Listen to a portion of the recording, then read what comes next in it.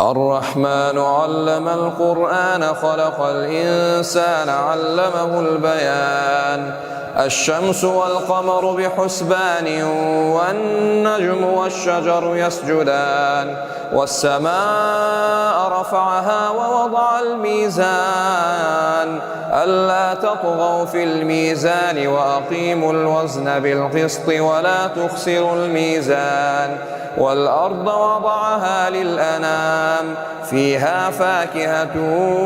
والنخل ذات الأكمام والحب ذو العصف والريحان فبأي آلاء ربكما تكذبان خلق الإنسان من صلصال كالفخار وخلق الجان من مارج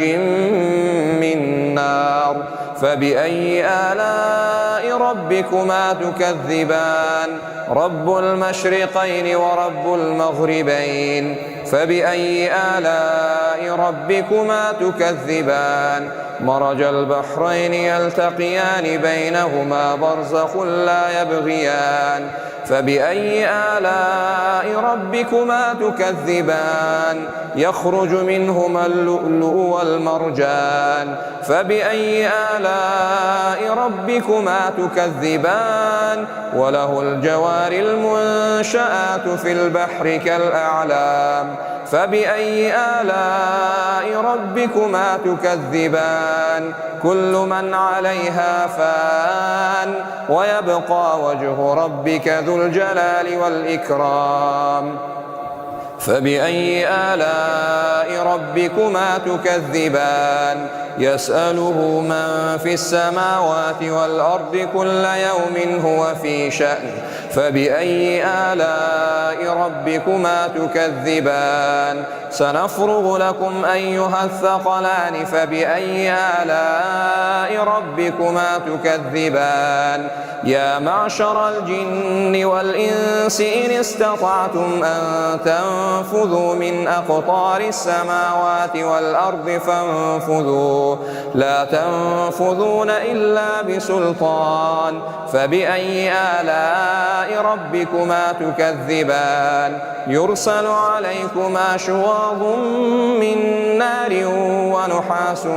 فلا تنتصران فبأي آلاء ربكما تكذبان فإذا انشقت السماء فكانت وردة كالدهان فبأي آلاء ربكما تكذبان فيومئذ لا يسأل عن ذنبه إنس ولا جان فبأي آلاء ربكما تكذبان يعرف المجرمون بسيماهم فيؤخذ بالنواصي والأقدام فبأي آلاء ربكما تكذبان هذه جهنم التي يكذب بها المجرمون يطوفون بينها وبين حميم آن فبأي آلاء ربكما تكذبان ولمن خاف مقام ربه جنتان فبأي آلاء ربكما تكذبان ذواتا أفنان فبأي آلاء ربكما تكذبان فيهما عينان تجريان فبأي آلاء ربكما تكذبان فيهما من كل فاكهة زوجان فبأي آلاء ربكما تكذبان متكئين على فرش بطائنها من استبرق وجنى الجنتين دان فبأي آلاء ربكما تكذبان فيهن قاصرات الطرف لم يطمثهن إنس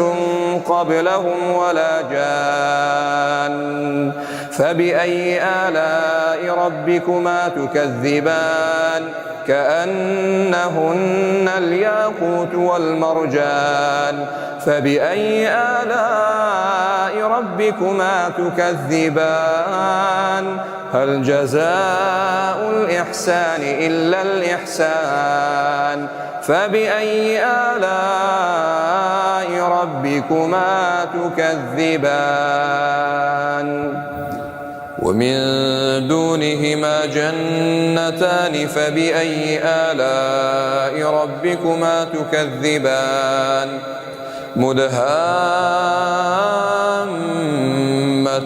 فبأي آلاء ربكما تكذبان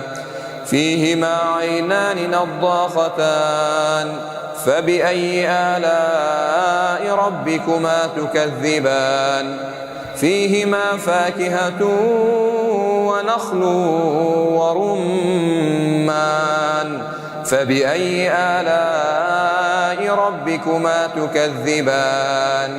فيهن خيرات حسان فبأي آلاء ربكما تكذبان حور مقصورات في الخيام فبأي آلاء ربكما تكذبان لم يطمثهن إنس قبلهم ولا جان فبأي آلاء ربكما تكذبان متكئين على رفرف خضر وعبقري حسان فبأي آلاء ربكما تكذبان تبارك اسم ربك ذي الجلال والإكرام